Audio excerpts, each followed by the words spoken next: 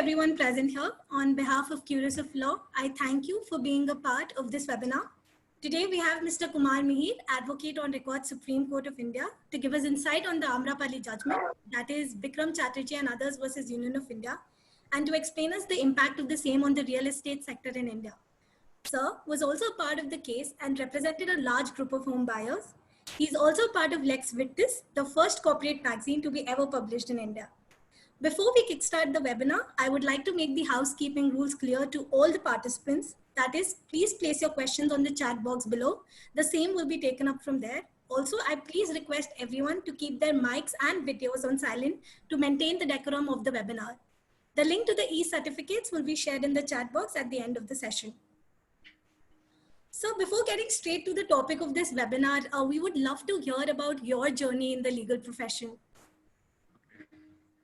It's been a crazy journey. Okay, so I passed out in 2006 from Symbiosis Law School, Pune. It was Symbiosis Law Society. It's Symbiosis Society's Law College, and it was affiliated to University of Pune at that time. Okay, my batch was the last batch of University of Pune in Symbiosis. And last batch of University of be there. Everyone was going to kick us out of the college. So we passed out. I passed out in 2006. Okay, and I always knew I had to do litigation. So unfortunately, did not apply for a placement in college. Okay, and I also knew that I had to practice in Delhi. So these are the only two things I knew. I did not know anyone in Delhi. I did not have a place to stay in Delhi. I had no idea about Delhi. Okay, so I just gave my final exam, stayed there for a day or two. And on 15th of May 2006, I came to Delhi. Okay. I had no idea. Okay, and it was the beginning. 15th May is incidentally when the summer vacations of Supreme Court start. Okay. Yeah. So I could not go home without having a job in my hand. So what I did, and that time you had no mobiles, and the information was not as easily available as it is now. So what I did was I got hold of a Supreme Court directory and started calling people. Okay. So I must have called at least 1,000 guys to give me a job. I had, used to coin wala telephone. So I had my diary with names and numbers noted on it. Used to randomly dial people. Okay, just give me a job. And beginning of summer vacation, you guys, how difficult it is to get internships during this time, but completely different thing altogether. As understood, no job, and I was staying at a friend's sister's place.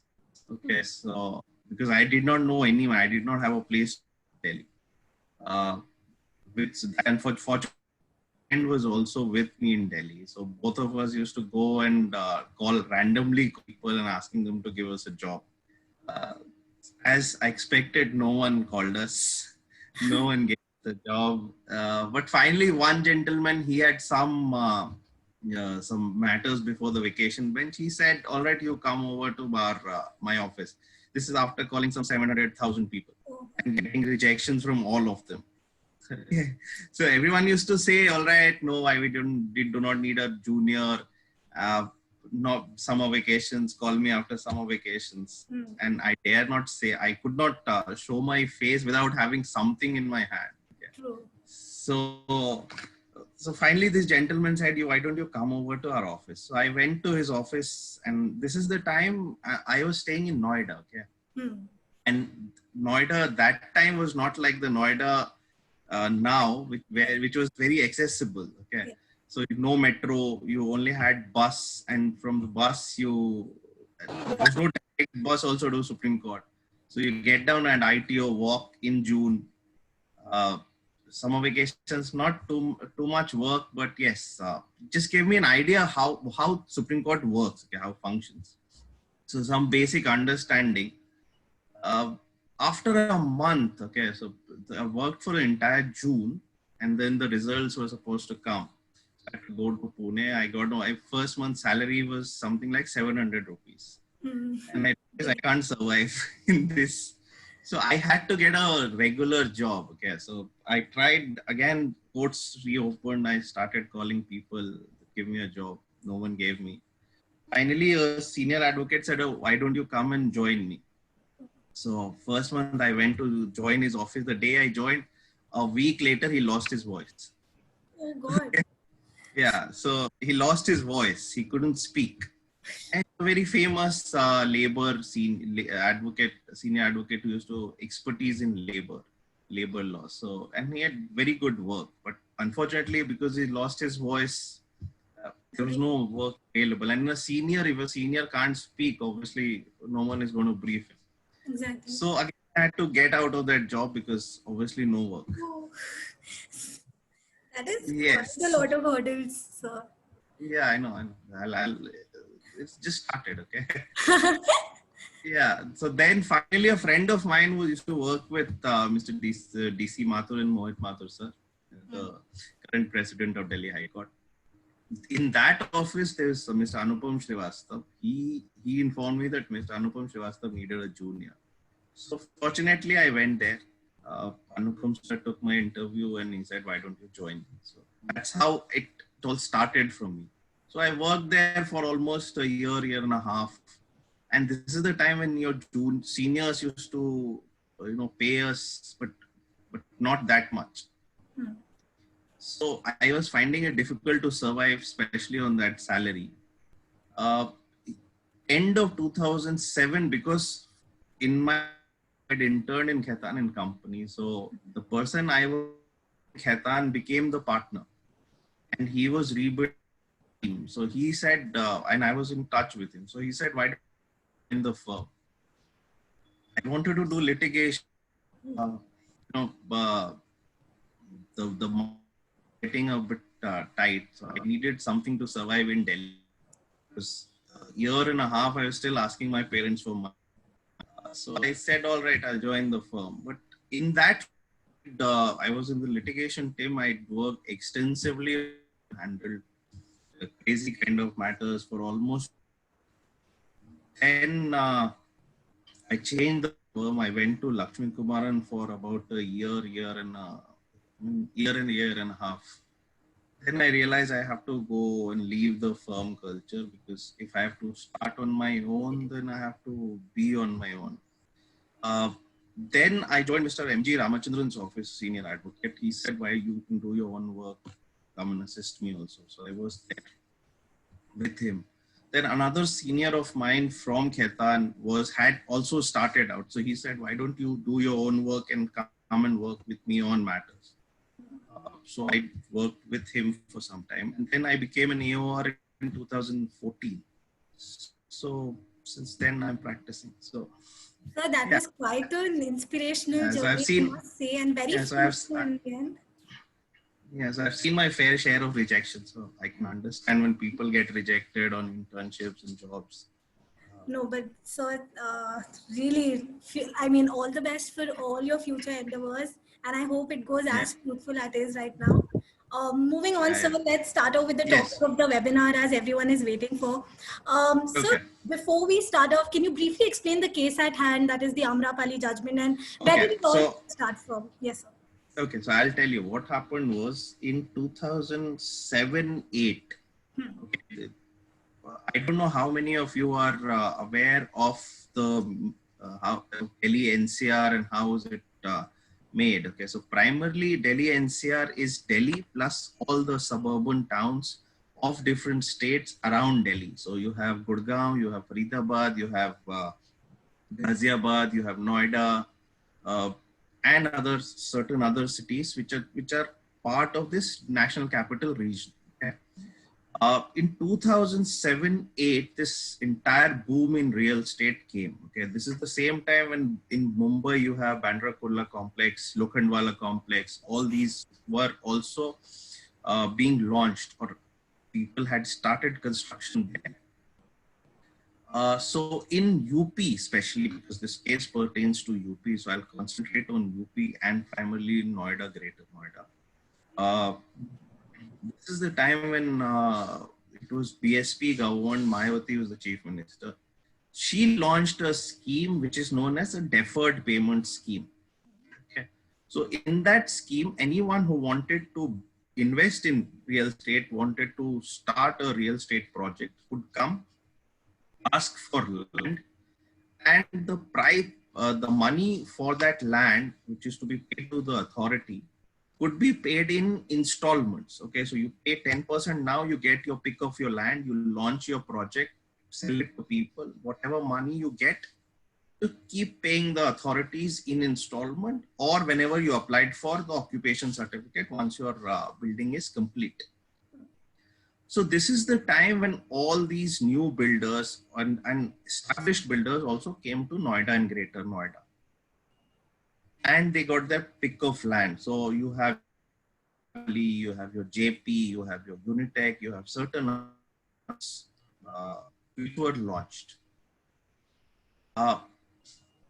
So I'm a builder in this region, constructed some projects in Noida and that time. So all these, JP was also in engineering construction, they were etc. But they got into residential project. Tech was there. Larger builders were also there. So they got into this construction business and they started selling flats for people. Now, in 2013 onwards, because there was an objection from the local farmers here whose land was acquired for these construction projects. They said that their land was acquired for industrial purposes, but the land was further allocated to builders, and who were selling this land and the buildings, flats being constructed on this land at a very high premium, whereas the compensation given to the farmers was pretty low. So there was a huge agitation. Some politicians went there, they sat on dharna, litigation was filed, and finally Allahabad High Court stayed all construction. This stay continued for almost 2.5 years. Okay. Some land acquisition was cancelled also. Finally, it all went to Supreme Court. Supreme Court sometime in 2015 said, no, this you can carry on construction, but you have to pay additional compensation to the farmers. So this is all this happened, and which this derailed this entire real estate boom. Plus, these builders started diverting money for different purposes. Some got into film production, some got into politics, so they spent money on elections, etc. So all this created a problem which resulted in all these projects getting stuck. And finally, litigation started. Okay, so the three big ones are Unitech. Unitech's litigation started in Supreme Court in 2016. Then you have Unitech has about 30,000 buyers. Then you have JP, which is about 32,000 buyers. JP won the JP company, which is into construction, was construction of these real estate projects, was JP Infratech Limited, which got into insolvency, and CIRP process initiated, insolvency petition admitted in August 2017, which is about 32,000 units. And you have Amrapali. So Amrapali, unlike JP and Unitech, where you have one company which is constructing all the projects, Amrapali, what they did was they had one holding company and they made different special purpose vehicles for different projects. Okay, so different companies for different projects. So about 14 companies were making something like 16 projects in NCR, and they have other companies in for construction of a project in Bhilai, one in Cochin, and so on and so forth. So September 2017 onwards, these companies started going insolvency one after another. So you have 4th September, you have Amrapali Silicon City, which against which CIRP petition was admitted. Then 25th September, CIRP proceeding was admitted against Amrapali. Then in October, the holding company went insolvency. Okay? And finally, this is the time when insolvency court had just come.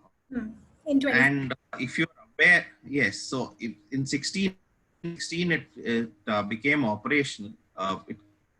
And this is the time when people had start insolvency petitions against real estate projects, other companies also. Especially to real estate projects, because say companies like JP went into insolvency, triggered in, so suddenly there was a moratorium. Okay. And because of this moratorium, all the petitions filed by buyers against these builders in, say, at that time only National Commission and various other consumer forums, all of them got stayed. Suits filed by buyers against these companies also were stayed because moratorium.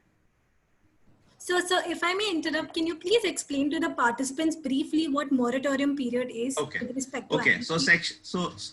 Section 14 of Insolvency and Bankruptcy Code says that if an insolvency petition is admitted against a corporate debtor, or that is a company, then all the civil proceedings against that company will get stayed. And till the time this insolvency petition proceeding is going on, which is called CIRP, that is Corporate Insolvency Resolution Process. So till the time this CIRP process is going on, for this entire period, these proceedings will remain stayed and nothing can be done in those this period. Okay. So this is what we call as a moratorium period. So whatever was filed and whatever cases were going on against these companies, they all got stayed because these companies went in insolvency. The idea behind is to stop multiplicity of proceedings in different forums, and to give an idea to the resolution professionals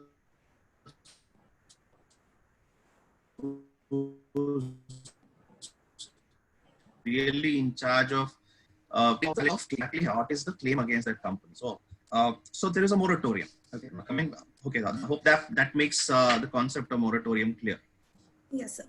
Yes. Okay. So, should I proceed? Yes, sir. Yes. All right. So what happened was these companies went in insolvency and there was a moratorium. So all the proceedings against these companies in consumer forums, in arbitration, in suit were stayed. Okay. And this is the time when insolvency, under the insolvency proceeding, the home buyers were not given the status of any creditor. We forget about financial creditor or operational creditor. The IBC did not consider them creditor at all. IBC was completely silent on that. So suddenly they realized that they have no remedy. Okay, so their ongoing cases were stayed. They had no say in the insolvency proceeding and they could not do anything. So this is the time when people started filing writs in Supreme Court. So Sheela Sharma was filed in JP and Vikram Chatterjee was filed in Amrapali. Okay. All these matters came before the then Chief Justice's bench. Justice Deepak Mishra was heading the bench, and Deepak Mishra in JP entertained these proceedings first. And then in Amrapali on 6th of October 2017, the first hearing happened and he admitted these petitions and he issued notice. Once notice was issued, a large number of other groups of home buyers also filed petitions. Okay. So again in JP, because these are parallelly, Unitech is 2016, so that spent some time in Supreme Court by that time. And Amrapali are almost contemporaneous. Sir, I think we've got a contention that your mic is probably not working properly. There are a lot of interruptions in the between with respect to the network of the mic. Yeah, so could you repeat that last line again, sir, for clarity? Okay. Yeah. Okay. So See, because this is the time when moratorium happened, JP and Amrapali buyers had no remedy to them. Okay. Suddenly they realized that ongoing proceedings had stopped, and they had no say in the insolvency petitions. So so buyers had no option but to file writ petitions. So buyers filed writ petitions. Say in Chitra Sharma, in JP Chitra Sharma was filed, and in Amrapali Vikram Chatterjee's petition was filed. Okay. So once these petitions came to Supreme Court, and in both these proceedings, provisions of insolvency and bankruptcy code was challenged. Especially the provisions which said there will be a moratorium and that the buyers have no remedy. So all these petitions were, provisions were challenged. So JP went on its own journey where first JP, the holding company, was asked to deposit some money and then they were sent back to NCLT. Amrapali, the court first tried to find a way to get the projects constructed by the builder itself. So 2017 onwards, the builder came and said that, all right, I'm arranging funds, I'm arranging other developers to come in and construct. So initially for 6-7 months, it all went on. The builder came and gave various proposals. And in February, as a trial basis, Supreme Court allowed the builder to involve another developer and start construction in one project, which is Leisure Park. The builder failed. Then there was Supreme Court again tried to reconcile and asked us to sit with the builder. There were joint meetings held. There was a town hall held. A place was booked where all buyers came and told the builder their grievances. There was a joint inspection held. And finally, all the lawyers had joint meetings in the chambers of then ASG, Mr. Maninder Singh, and we came out with a proposal. So, and this is all in till May 2018. Okay. So in May 2018, the builder said that he has got support from 3 developers, which is Galaxy developer, Galaxy Constructions. There was one Canodia Cement, and the third was IIFL. And these 3 co-developers, along with Amrapali Group, was ready to construct all the projects of Amrapali. Okay, so on 17th May 2018, Supreme Court passed a detailed order in which it divided all the projects of Amrapali, which were not completed by that time and where work was yet to be done. So it divided all these projects into 4 different baskets, and they allotted each basket to one of these co-developers and asked them to start construction. They also asked Amrapali developers to put in some 250 crores as seed money so that construction starts. And they listed the matter after summer vacation, because 17th May was the last working day of that year before summer vacations. And they said, we will assess whatever work has been done after a month. The matter came back again before the court. Okay, so once the matter came before court, the builder comes and informs the court that it can't deposit this 250 crores. So because it had no money, couldn't deposit, no work has. Second, one of the co-developers that it had introduced has backed out. So they can't obviously involve him again and work on those projects. The third is that state of UP and central government have involved NBCC, which is a mini National Building Construction Company Limited, and they are interested in taking over of these projects and completing the construction. When Supreme Court got to know about this, Supreme Court was like, once we have already passed an order, how dare the government get how is the government getting involved, and how's NBCC getting involved, and what business do they have to say that now they will construct the company when we have already allocated these projects to someone else. So the judges felt that this is a clear case of contempt. Okay. So what they did was they called they said, all right, you call the chairman of NBCC and you call the Union Secretary of Ministry of Housing and Urban Development, and we will initiate contempt proceedings against them. Okay. So on, I think 1st of August, if I'm not mistaken, 1st of August 2018, both these gentlemen appeared in court. Okay. Once the judges asked them that why are you interfering yourself in these proceedings when there is already a system established by us and we have already determined who is going to construct these projects. Why are you involving yourself, and what is this government doing in this matter? So that time the Secretary of Ministry of Housing and Urban Development informed the court that government of UP has constituted a general committee to look into the problems faced by stuck projects of Delhi NCR, especially with respect to UP. Because in UP itself, some 3 lakh flats are stuck. Just imagine the sheer number, 3 lakh flats which are sold but not constructed till now. And these flats were sold in 2007-8, so almost a period of 13 years. Yeah, so it's gone and these guys have not got their houses. So to oversee these problems and to find out the solutions, State of UP has constituted a committee where NBCC was also a consulting member.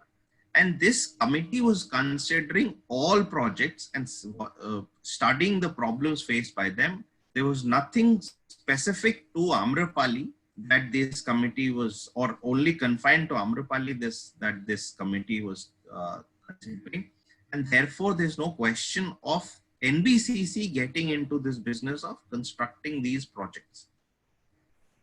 Supreme Court, the very next day, said that, all right, they are satisfied with this explanation, because the secretary said that he was not aware of specific orders passed in Amrapali. So Supreme Court said, all right, we accept your explanation, we'll not initiate contempt proceeding against you. But now, because the builder has backed out and we don't have any co-developer, we direct NBCC to construct these projects. So sir, I believe now the Supreme Court has passed an order that NBCC, which is the National Building Construction Corporation, will manage the project for us. Yes, Neha, but this is not as simple as it sounds. Okay? Exactly. I wanted to ask your opinion exactly. Yes. Yes. I came across into one of the surveys where they said that, 8,500 crore. Yes, I'm coming to that. Yeah, so I was exactly coming to that. Yeah. So what happened was the very 2nd of August, Supreme Court said, all right, let NBCC construct. NBCC said that be considering to invest in JP, will be putting in their money. They don't have any further liquidity. They can't put any money on their own into construction projects. So at best, they can work as a, but they had certain conditions. So they said that they get any money from their own pocket to construct these projects. And they said that they will only oversee these projects. They will appoint other contractors who will construct, but Supreme Court will have to arrange the funds. Okay. So by this time the builder, so by this time the builder had, and we were demanding forensic audit of these projects, because we had, especially in May 2018, in one of the affidavits, builder had admitted that it had diverted something like 2,650 odd crores. So we were saying that they had diverted more funds. So by the time Supreme Court said, all right, we will try to arrange for funds. And for this, Supreme Court asked Amrapali people to give the detail of unencumbered properties which can be sold and funds can be generated. Okay. So they gave some list of some 16 odd properties first and then subsequently more properties. But Supreme Court also, because we were asking for forensic audit, Supreme Court directed for a forensic audit of these projects. Now, once forensic audit was initiated, uh, forensic auditors started complaining that they were not getting enough documents or assistance from Amrapali Group for obvious reasons. Yeah. Now, yeah, so no documents were given, no data was given, no assistance was given. So finally, in October 2018, Supreme Court said that we are confining you under house arrest. You will be under custody in a hotel in Noida because first they was being sent to jail, but they said that we can't work the entire day and assist the forensic auditor and go back to jail. We need some comfort. We need a place to sleep, etc. This will affect our health. So they said, all right, we are confining you under house arrest. You'll stay in a 5-star hotel in Noida. Okay. Every day from 8 o'clock till 6 in the evening, you'll be in your office assisting the forensic auditors, and rest from 6 in the evening till 8 in the morning, you'll be confined under house arrest in that hotel. Okay. So this is October. Yeah. October 2008. So the forensic audit continued. Once this, so this went on for some time, and Supreme Court was trying to sell the properties through DRT. 3-4 rounds happened, but no auction, because obviously we were finding other problems with Amrapali properties. Somewhere there was encroachment. At some places they had created third-party rights. So sorry, but now that you got the DRT into picture, wasn't there any problem with respect to jurisdictions between DRT and NCLT? Was there no overlap? No. So one interesting thing I missed out was during this entire exercise, the RP came before Supreme Court and said that he is spending money in this entire process, and because Amrapali companies had no money in their accounts. Okay. At best, one company had some 1.5 crore rupees, whereas the electricity bill itself was something like 1 crore. Okay. So he said that I need money for my own expenses. I have worked on this matter. What happens to my money? Supreme Court one fine day, the judges said that, see, we can't have this parallel proceeding. We can't first have it.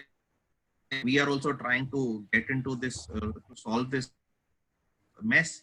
So they discharged the IRP. They said we no more insolvency proceeding. So they discharged. So insolvency got over. So no more guilty. Okay. Now, because I you the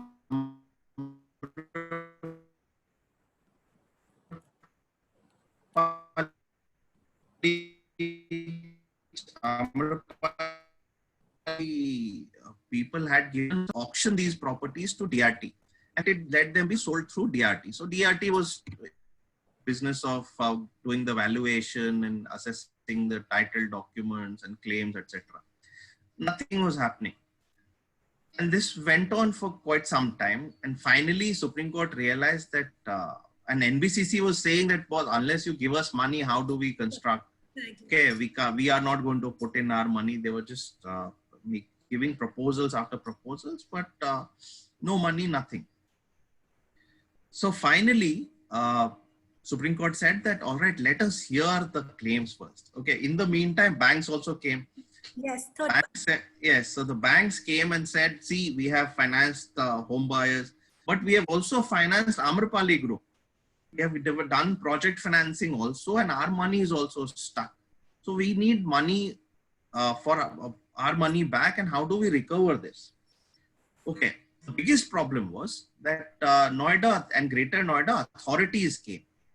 And if, I don't know whether you guys are aware or not, the entire land in Noida and Greater Noida is leasehold. Okay. So what you get is a perpetual lease, a lease for 99 years. If you buy land in Noida or Greater Noida or a house in Greater Noida or Noida, you only get leasehold rights. Okay, so this is a lease for 99 years. And because the builder had not paid any money to the buyer, to the authorities after the first installment, that is 10% for the land use, Noida said that we need our money back. Plus, they had interest, they had imposed interest on interest plus penal interest. So they said that Amrapali group owes them something like 6,000 crore rupees. Yes, but so like now that you mentioned the lease deeds, the opposition also said that they contended Yes. that they have the right over the projects and Yes, they yes, because of the yes, respective lease deeds and mortgage deeds. yes, So yes, how do absolutely. you nullify that argument? Yes, yes. So I'm coming to that. So say they said that what happens to our claim, and because they have a lease deed, okay, and the lease deed was very clear. Lease deed said that they have the first charge over these properties, over these land. If the builder doesn't pay, then buyers, the liability will shift on the end user, that is the buyer. So buyers will have to pay. And if no one pays, then under the statute, not just the lease deed, but under the statute, there's a UP Industrial Area Development Act of 1973.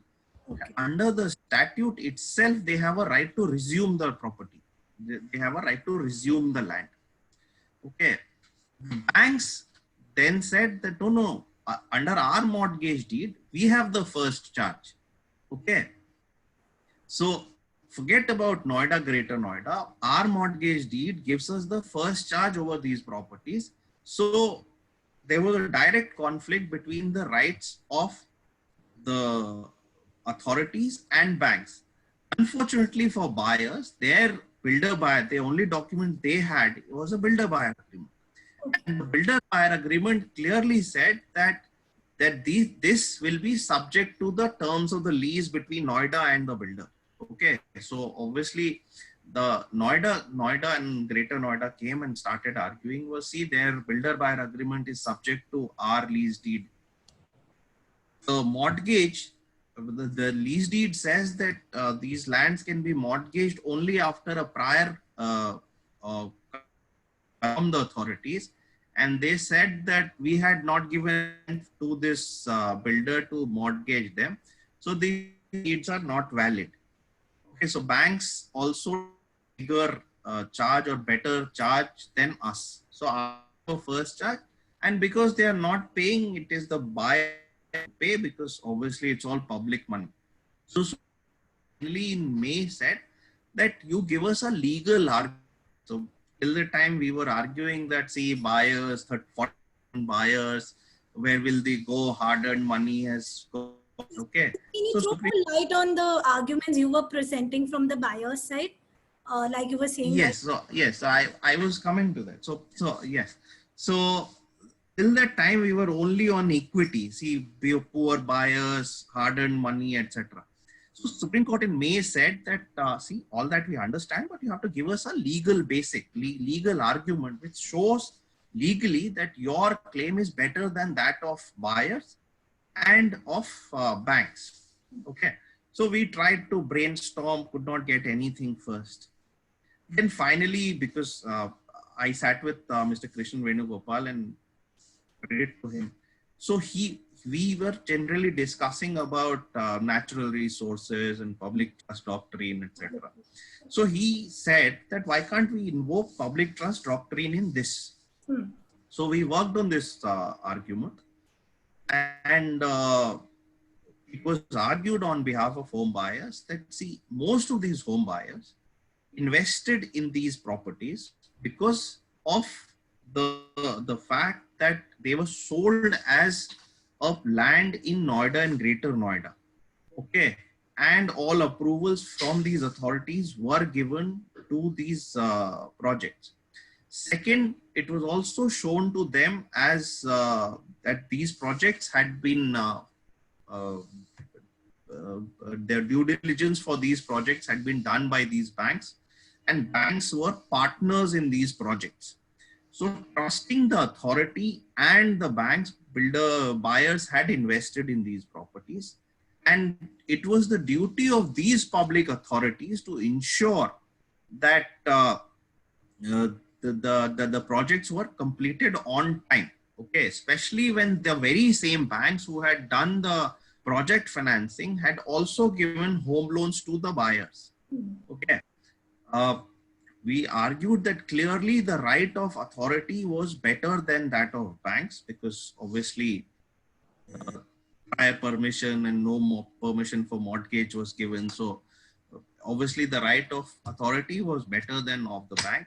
But authority itself, when it condoned the delay and kept allotting the more land to these Amrapali group, uh, the buyers the buyers felt that everything was perfectly all right, and therefore they kept on investing in these projects. Noida said, so when we were arguing this, the counter came from Noida that, see, if we had cancelled the projects, we had cancelled because we had a right to resume the land at that time only. So if we had cancelled the projects, what would have happened to these buyers? So it was considering them, we could not cancel. Now, on this, we argue that, go back to the original deferment scheme. The deferment scheme said that if you have to pay the money in installments. And Noida argued that after the first installment, that is the booking amount for any of these projects, and Amrapali has about 16 projects in Noida and Greater Noida.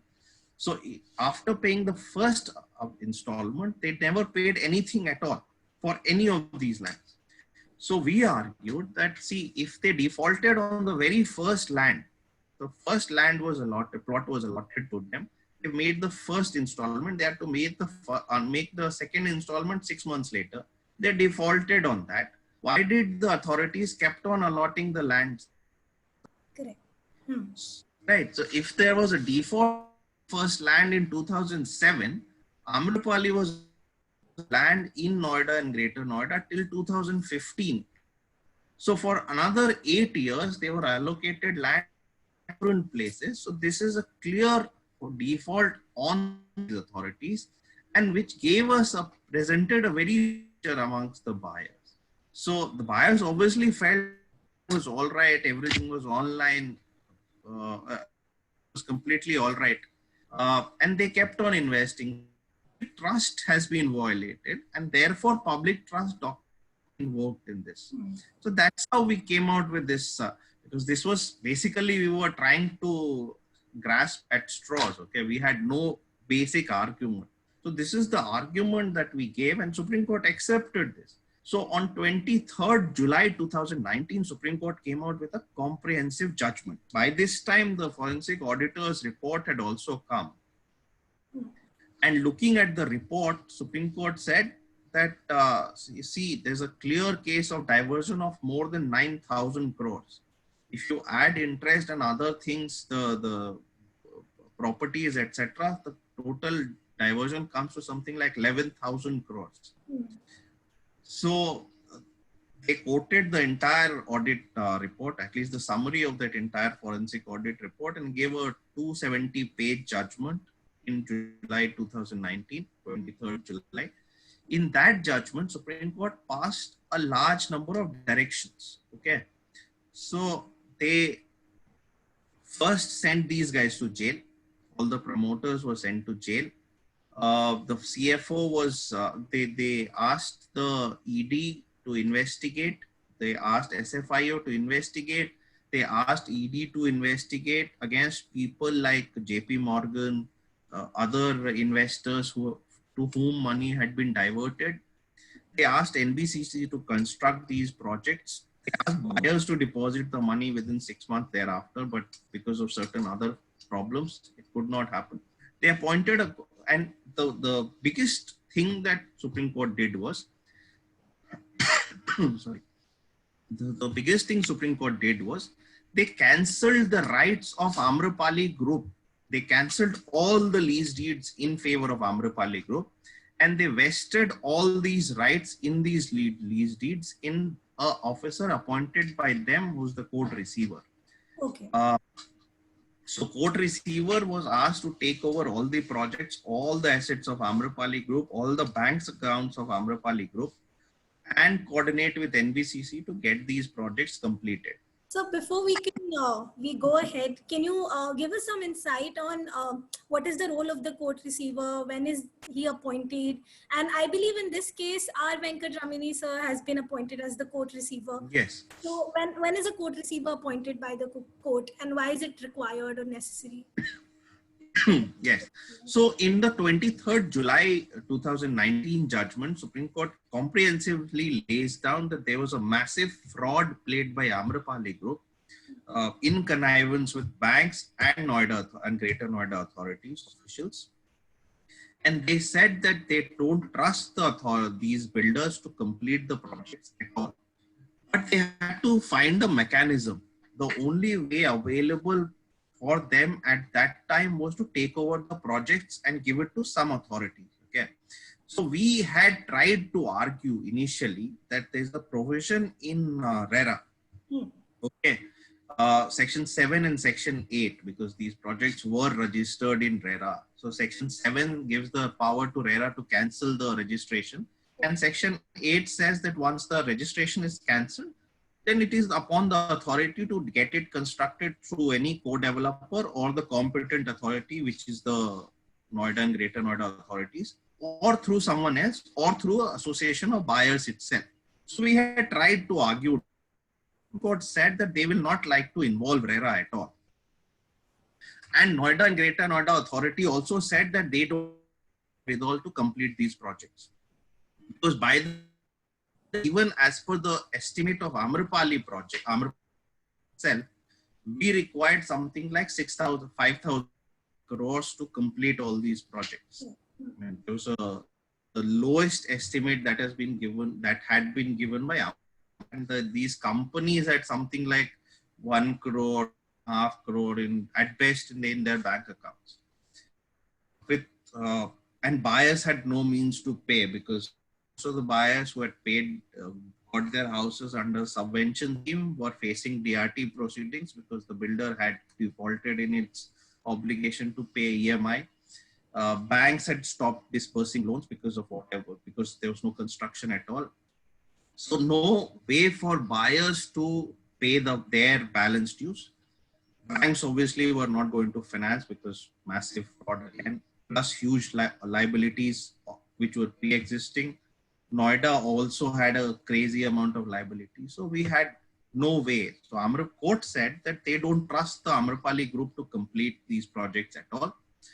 So what they did was they appointed an officer of their own, who's the court receiver, to take over all these projects, all the assets of Amrapali Group, all the bank accounts, everything that is in the name of Amrapali Group. And he's the one who has now been given the job to oversee the construction. He's the one who will now, he's got all the powers to execute all the agreements. So instead of Amrapali Group of companies, it is now the receiver who, acting on behalf of the Supreme Court, has been given the power to do all things necessary, which earlier the builder would have done. So 23rd July 2019 is the date of the judgment under which the receiver was appointed. Initially, there was a bit of a confusion because no one was sure how is this going to work, because you have a large amount manpower involved. You have some 16, 17 companies, which a large number of accountants, engineers, other officials who are looking into different things. And instead of that, suddenly you have one person who's also a very busy senior advocate with his own practice to take care of, right? So at best he can have 1 or 2 juniors, right? So how will we manage? But kudos to him, he's done a tremendous job. We are now very close to, we have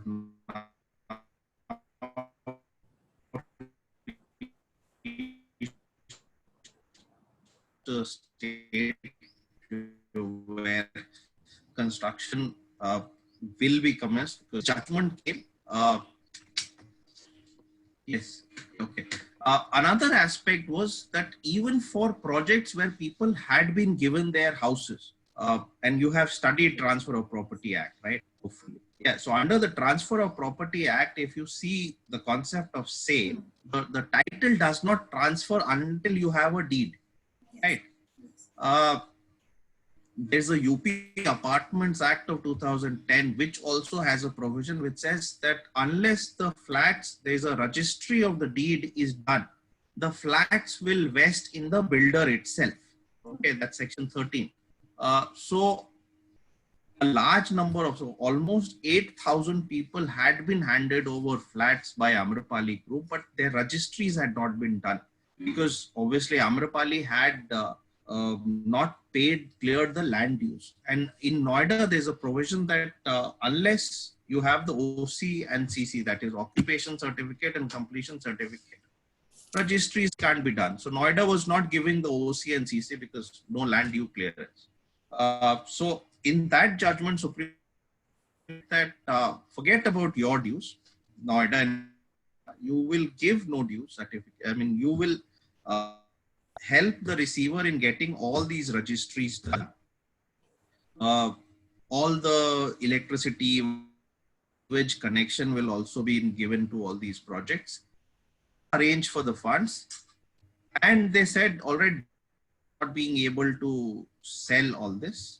So what we will do is we'll try and involve another and try and sell the properties. Okay, so there's a detailed judgment of 23rd July 2009. After that judgment, the receiver took over. The job to auction the properties of Amrapali Group has now been given to a government company known as Metal Scrap Trading Corporation Limited or MSTC Limited, which is trying to sell those flats or properties. And these are large tracts of land in Delhi, Bareilly, Jaipur, etc. So they are trying to sell the land.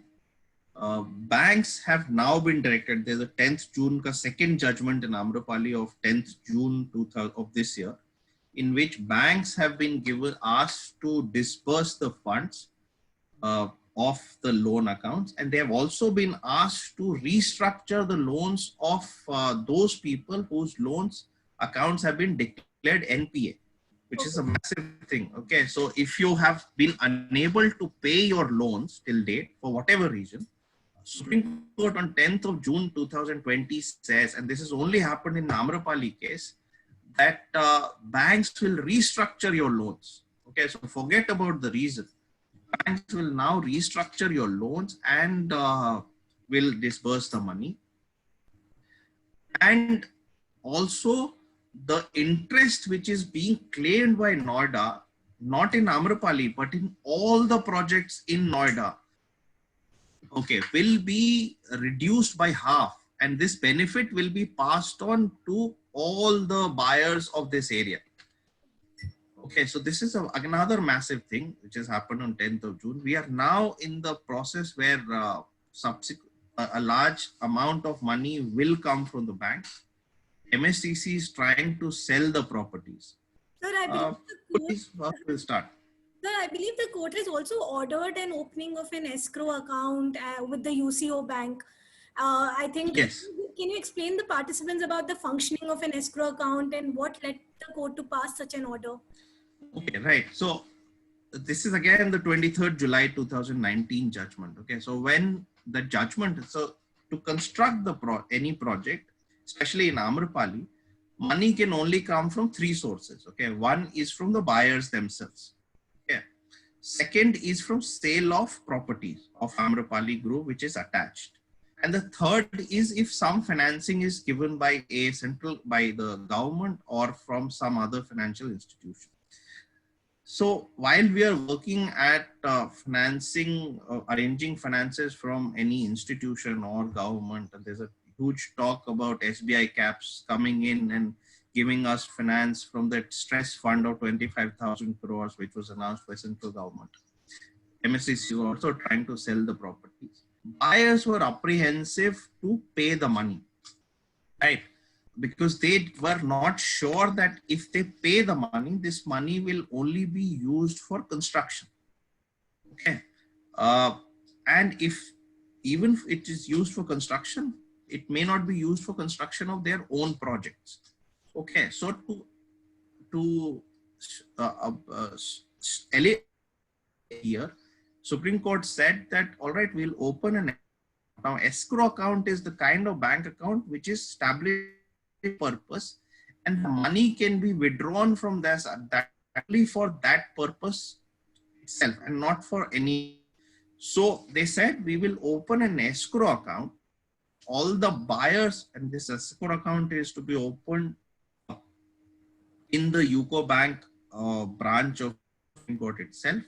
The signatory will be the, and the monies can be withdrawn from only for the purpose of construction.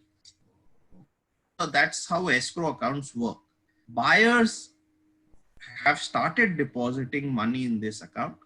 A large number of buyers have deposited also. Still a huge amount is left because a large chunk of that amount has to come from banks. Okay. The total cost of construction as per the last estimate given by NBCC is some 7,500 crore rupees. Out of which some 3,800 crore has to come from buyers via banks or direct financing from buyers. The rest we are hoping will be arranged from sale of properties. SBI cap has been involved. Supreme Court has also asked government to see if they can directly finance these projects as well. So we are hopeful something will happen. The matter is now listed on 10th of July. So hopefully things will happen. Now, one thing, good thing has happened is that tenders have been floated. For some projects, NBCC has identified contractors. So hopefully by end of this month, we will see some progress. Yes.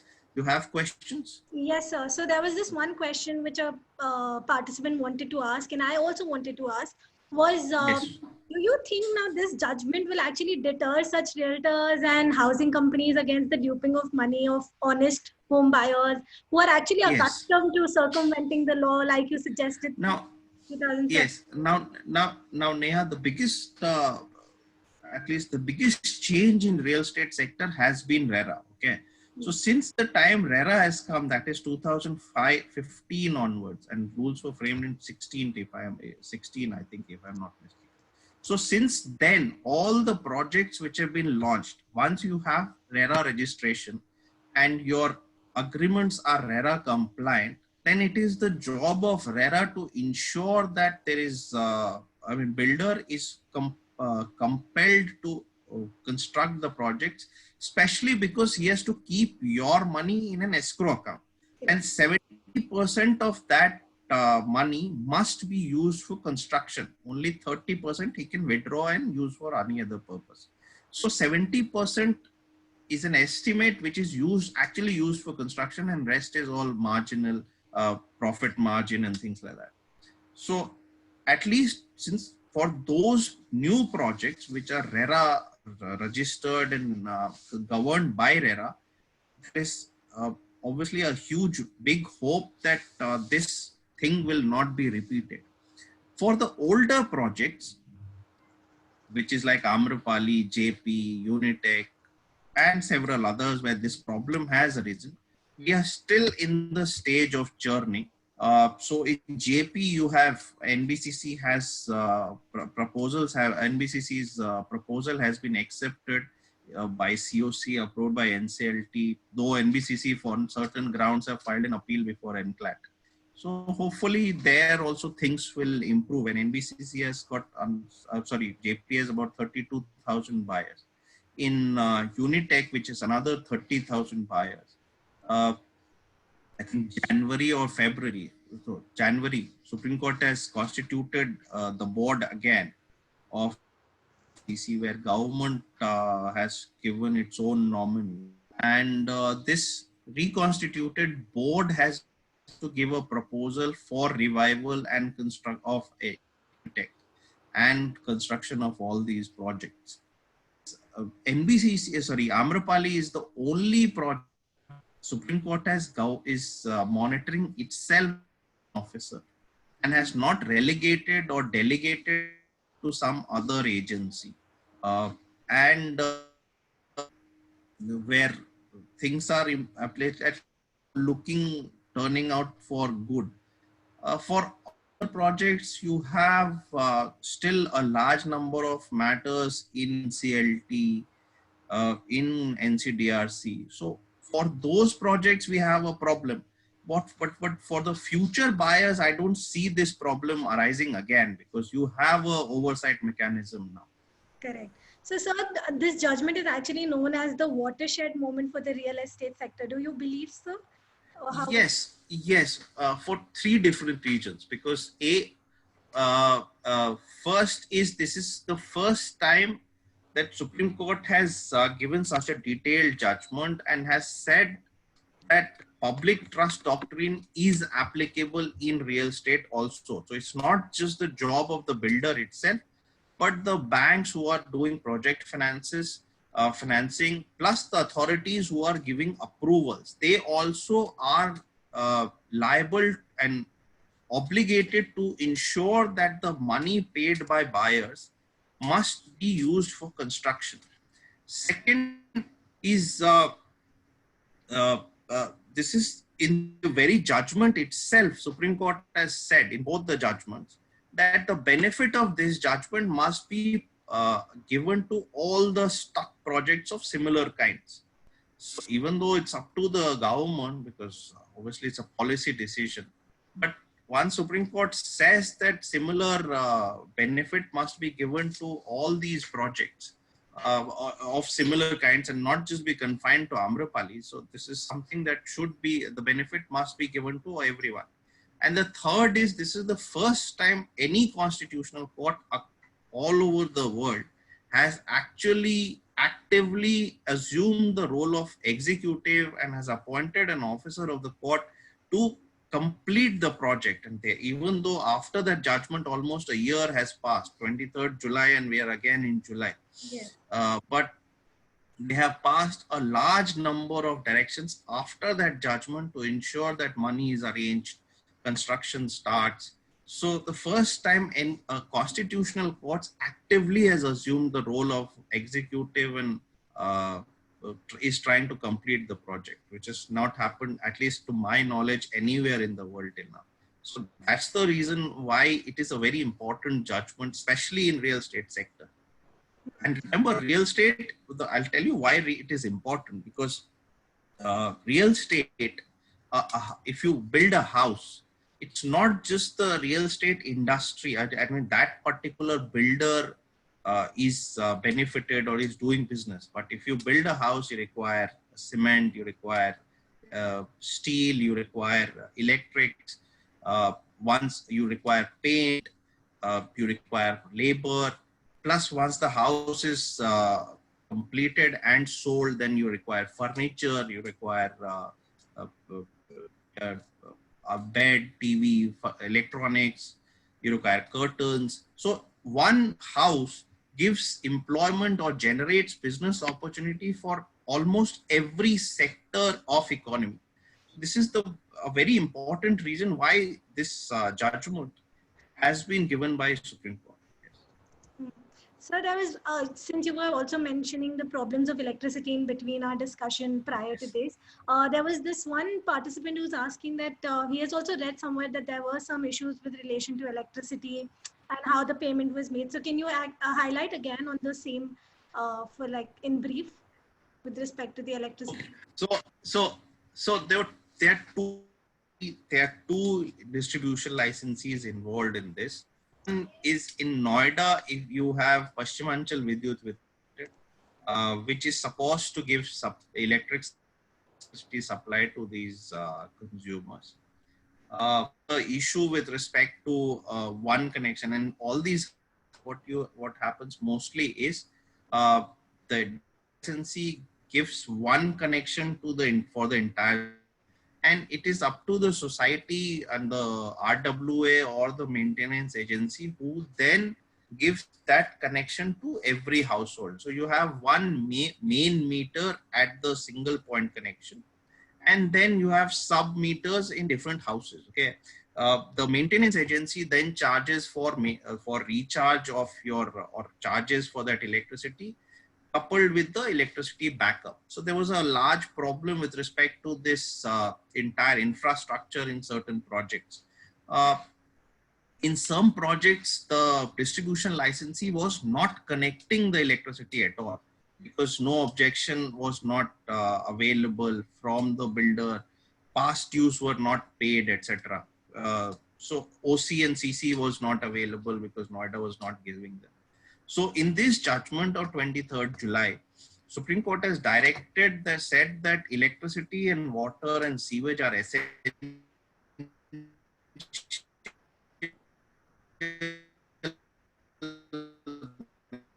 necessities of life, and therefore you can't deprive connection.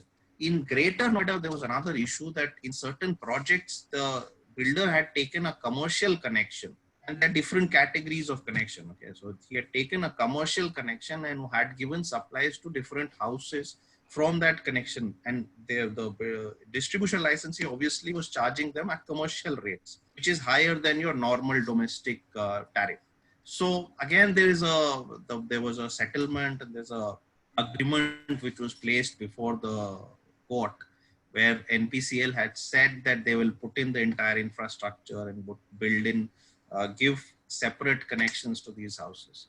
So there were issues of electricity, but in that judgment, at least Supreme Court has accepted that electricity, water, and sewage are essential necessities of life, and no one should be deprived of these things. Hence, the public trust doctrine came into being. Yes.